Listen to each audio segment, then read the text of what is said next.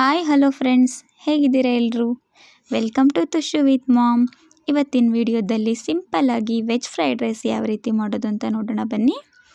ನೋಡಿ, ನಾನಿಲ್ಲಿ ಮೊದಲನೇದಾಗಿ ತರಕಾರಿಗಳನ್ನ ತೊಗೊಂಡಿದ್ದೀನಿ. ಕ್ಯಾರೆಟು, ಬೀನ್ಸು, ಬಟಾಣಿ, ಹಾಗೆ ಸ್ವಲ್ಪ ಸ್ವೀಟ್ ಕಾರ್ನ್ ಇತ್ತು, ಅದನ್ನು ತೊಗೊಂಡಿದ್ದೀನಿ.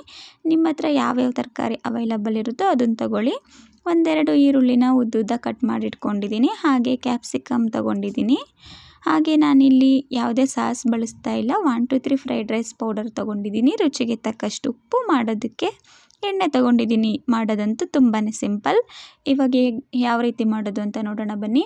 ನೋಡಿ, ಮೊದಲನೇದಾಗಿ ನಾನು ಈ ತರಕಾರಿಗಳನ್ನೆಲ್ಲ ಒಂದು ಪಾತ್ರೆಯಲ್ಲಿ ಹಾಕಿ ಸ್ವಲ್ಪ ಬೇಯಿಸ್ಕೊತಾ ಇದ್ದೀನಿ.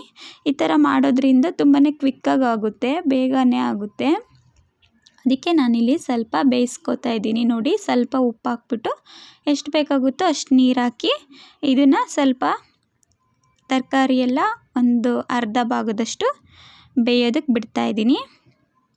ನೋಡಿ, ಎಲ್ಲ ಚೆನ್ನಾಗಿ ಬೆಂದಿದೆ. ಈಗ ಒಗ್ಗರಣೆ ಹಾಕೊಂಡ್ಬಿಡೋಣ. ಮೊದಲನೇದಾಗಿ ನಾನಿಲ್ಲಿ ಒಂದು ಬಾಣಲಿಗೆ ಸ್ವಲ್ಪ ಎಣ್ಣೆ ಹಾಕ್ಕೊಂಡು, ಎಣ್ಣೆ ಸ್ವಲ್ಪ ಬಿಸಿಯಾಗಿದ್ದ ತಕ್ಷಣ ಅದಕ್ಕೆ ನಾವು ಕಟ್ ಮಾಡಿ ಇಟ್ಕೊಂಡಿರೋಂಥ ಈರುಳ್ಳಿನ ಹಾಕ್ತಾಯಿದ್ದೀನಿ. ನಿಮಗೇನಾದರೂ ನೀವು ತುಂಬ ಖಾರ ಇಷ್ಟಪಡೋದಾದರೆ ಹಸಿಮೆಣ್ಸಿನ್ಕಾಯಿನೂ ಸಹ ಹಾಕ್ಬೋದು. ಹಾಕಿಲ್ಲ ಅಂದ್ರೂ ಚೆನ್ನಾಗಿರುತ್ತೆ, ಅದು ಆಪ್ಷನಲ್ಲು. ನೋಡಿ, ಈರುಳ್ಳಿ ಎಲ್ಲ ಚೆನ್ನಾಗಿ ಫ್ರೈ ಆಗ್ತಾಯಿದೆ. ಈಗ ಈರುಳ್ಳಿ ಸ್ವಲ್ಪ ಫ್ರೈ ಆಗಿದೆ, ಇದಕ್ಕೆ ಕ್ಯಾಪ್ಸಿಕಮ್ನು ಹಾಕೊಂಡ್ಬಿಡೋಣ.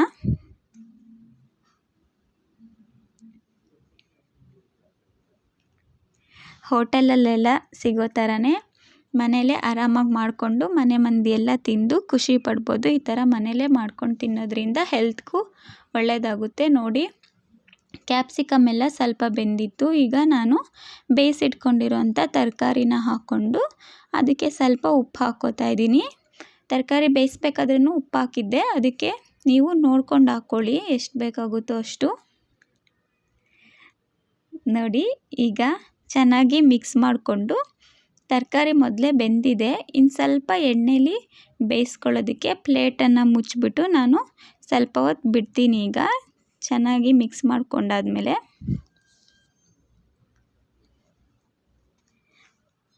ನೋಡಿ, ಒಂದು ಪ್ಲೇಟನ್ನು ಮುಚ್ಚಿ ಒಂದು 5 ಮಿನಿಟ್ ಲೋ ಅಲ್ಲಿ ಕುಕ್ ಮಾಡಬೇಕು. ನೋಡಿ, ಈಗ ತರಕಾರಿ ಎಲ್ಲ ಚೆನ್ನಾಗಿ ಬೆಂದಿದೆ. ಈ ಟೈಮಲ್ಲಿ ನಾವು ಇದಕ್ಕೆ ಫ್ರೈಡ್ ರೈಸ್ ಪೌಡರ್ನ ಸೇರಿಸ್ಕೊಂಡ್ರೆ ಆಯಿತು. ನೋಡಿ, 2 ಫ್ರೈಡ್ ರೈಸ್ ಪೌಡರ್ನ ಹಾಕ್ಕೋತಾ ಇದ್ದೀನಿ ನಾನಿಲ್ಲಿ. ತುಂಬಾ ಸಿಂಪಲ್ ಇದಂತೂ. ನಿಮಗೆ ಬೆಳಗ್ಗೆ ಅರ್ಜೆಂಟಲ್ಲಿ ಈ ಥರ ಮಾಡಿದ್ರೆ ತುಂಬ ಟೇಸ್ಟಿಯಾಗೂ ಇರುತ್ತೆ, ಮಕ್ಕಳಿಗೂ ಇಷ್ಟ ಆಗುತ್ತೆ. ಹಾಗೆ ಅವರೆಲ್ಲ ತರಕಾರಿನೂ ತಿಂತಾರೆ, ಇದರಲ್ಲಿ ಇಷ್ಟಪಟ್ಟು ತಿಂತಾರೆ. ಚಿಕ್ಕ ಮಕ್ಕಳು ಸಹ ಚೆನ್ನಾಗಿ ತಿಂತಾರೆ ಖುಷಿಯಿಂದ. ನೋಡಿ, ಈಗ ಗೊಜ್ಜು ರೆಡಿ ಆಯಿತು. ನಾವು ಇದಕ್ಕೆ ಅನ್ನ ಹಾಕ್ಕೊಂಡು ಚೆನ್ನಾಗಿ ಮಿಕ್ಸ್ ಮಾಡ್ಕೊಳ್ಳೋಣ.